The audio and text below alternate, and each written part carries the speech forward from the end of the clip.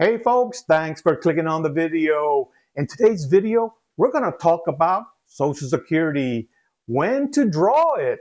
You see, it's not about just picking a date and hoping for the best.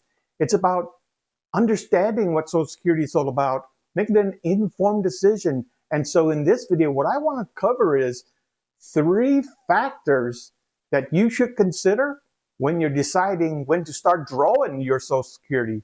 If that's something that might interest you, then stay with me, hang in there. Let's watch the video to the end. So let's get into it.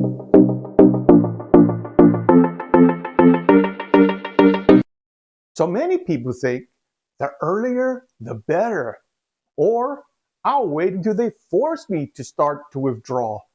But the truth is, there's a sweet spot for everybody. Everybody's situation is different, and it all depends on some key factors. And we're going to break down those key factors in this video. I'll show you the pros and the cons of different claiming ages. And the hope is that we'll help you make a more informed decision. How about that? So let's talk about the basics. So you could start drawing Social Security at the young age of 62, or you can wait until you hit 70. Now your full retirement age, which is commonly known as your FRA, now that's critical. You got to know what that is.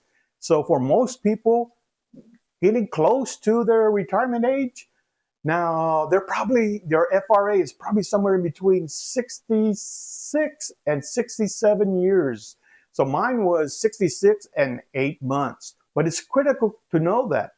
And what's critical also is that you have to know that if you start withdrawing before your FRA, that your monthly payments, your Social Security withdrawals are going to be smaller, less, reduced. But if you wait until you reach your FRA and go past that, then your payments are going to be increased, larger, bigger, more money. So now you see the dilemma. But wait, there's more. So there's other factors that you have to consider. So let's consider the first key factor. Okay, so factor number 1, and arguably the most important one, has to do with your health and predicting how long you think you're going to live.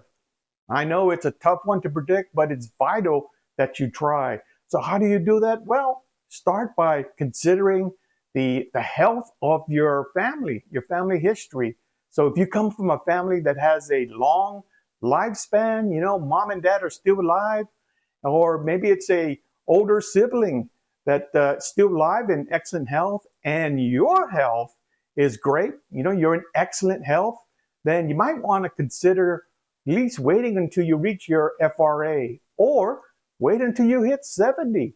You see, those credits add up significantly over a longer period of retirement. However, if your lifespan, if your health, if your family's health, it ain't all that great, then you might want to consider taking your benefits at 62 or even 63. So the goal here is you want to ensure that you receive your benefits for as many years as possible. So factor number 2 has to do with your immediate financial needs. Are you still working? Do you have any other retirement savings that you can pull from? Well, whether you're working full-time or even part-time, if you don't need Social Security, then delaying it, that's usually the best move. Remember, we said the longer you wait, the bigger that paycheck is going to be once you start withdrawing it. And keep in mind that Social Security, it's a guaranteed inflation-adjusted pay raise for life. What if you need Social Security now? So if you need money now to cover, say, living expenses, maybe you've been laid off from work, can't find another job, nobody wants to hire anybody that's over 60. Yeah, it is very difficult. Well, drawing your Social Security might be your only option. But don't feel guilty. That's your money. You have put money into that system for a long time. Yep, it's there to help you now. But just understand how that impacts your payments going forward. If you start withdrawing before your full retirement age, you know that payment's going to be reduced. As long as you know that, then all is good. Factor number 3. This has to do essentially with married couples or spousal or survival benefits. Yeah, this is where it gets a little more complicated, but do a little planning and it could pay off big time. So if you're married, your claiming decision impacts your spouse. A higher earner's delaying their benefits not only impacts their own payments, but also potentially it increases their survivor benefits for the spouse if they should pass first. So there are strategies like file and suspend or restricted application that used to allow one spouse to claim while the other's benefits kind of grew. But many of those options have now been phased out. So it's critical to understand the current rules for your specific situation. For couples, running scenarios with the Social Security Administration's online tools, that's critical. And so, hey, let's pop in there and take a look at what they have. All right, so I just logged on to www.ssa.gov/survivor. And so this is where you can go and research a lot more about what benefits that your spouse might be entitled to. And that's when you pass.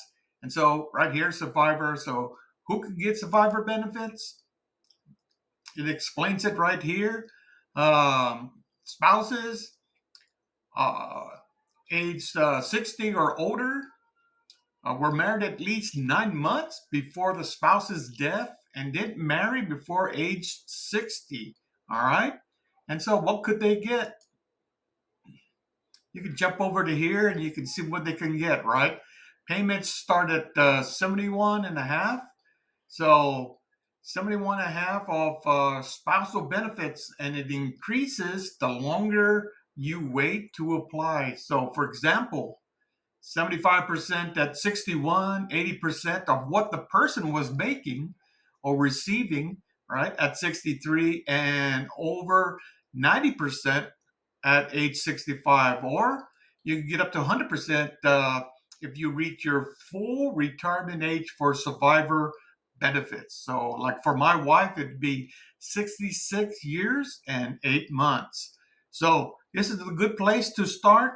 If you're wondering what your spouse might be entitled to, right? Go to www.ssa.gov/survivor. It has a whole bunch of information there about Social Security. All right, just a little snapshot, let you know where it's at online and let you see what it looks like. So what's the bottom line? Well, there isn't no one size fits all answer for this situation. But those delayed credits, yep, they're an excellent return on your investment if you can delay. But remember, generally speaking, it isn't always your specific situation. Consider your health, your other sources of income, your family needs. Don't just guess. Now, what did I do? Well, I took Social Security at 62. Why? Because I kind of fell into retirement. There were some concerns with health, as well as I had some financial needs. So I took Social Security at 62, and I'm happy with the amount of money that I'm getting. It fits right into my overall budget, and I'm okay with that. And that's really the bottom line. Once you make a decision, you have to be okay with it for the rest of your life. Now, if you like this video, there's another one's going to pop up right about here. Watch it, and I'll see you over there. Stay safe.